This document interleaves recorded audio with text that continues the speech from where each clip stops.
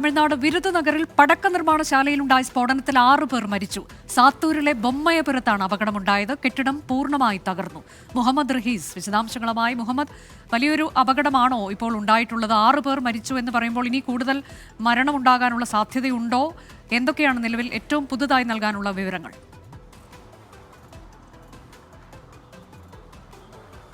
അനുജ, ഇന്ന് രാവിലെ ഏതാണ്ട് 9:40 കൂടിയാണ് ഇത്തരത്തിലൊരു അപകടം ഉണ്ടാകുന്നത്. അപകട കാരണം എന്താണെന്ന് വ്യക്തമല്ല. ഇപ്പോൾ ജില്ലാ കളക്ടർ അടക്കം ഈ മേഖല സന്ദർശിക്കുന്നുണ്ട്. അദ്ദേഹം ഏറ്റവും ഒടുവിലായി പറഞ്ഞത് അപകട കാരണം വ്യക്തമല്ല എന്നുള്ളതാണ്. ഇത് സാത്തൂരിലെ ബൊമ്മയപുരത്തുള്ള ഒരു പടക്ക നിർമ്മാണശാലയാണ്.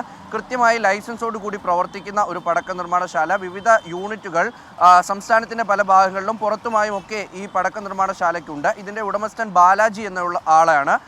4 നില ഒരു കെട്ടിടമാണ് ഇവിടെ ഉള്ളത്. ഈ കെട്ടിടത്തിലായി 6 തൊഴിലാളികളായിരുന്നു ജോലി ചെയ്തുകൊണ്ടിരുന്നത്. ഇന്ന് രാവിലെ ഇവർ പടക്ക നിർമ്മാണ തൊഴിലിൽ ഏർപ്പെട്ടുകൊണ്ടിരിക്കുകയാണ് ഈ സ്ഫോടനം ഉണ്ടാകുന്നത്.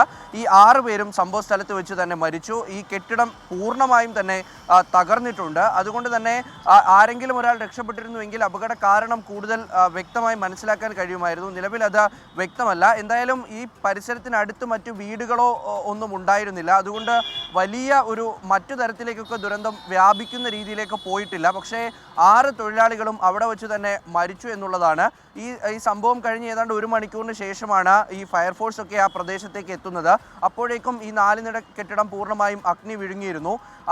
ശേഷം ഇവരെത്തി പരിശോധന നടത്തിയപ്പോഴാണ് ഈ 6 പേരുടെയും മൃതദേഹം പുറത്ത് എടുത്തത്.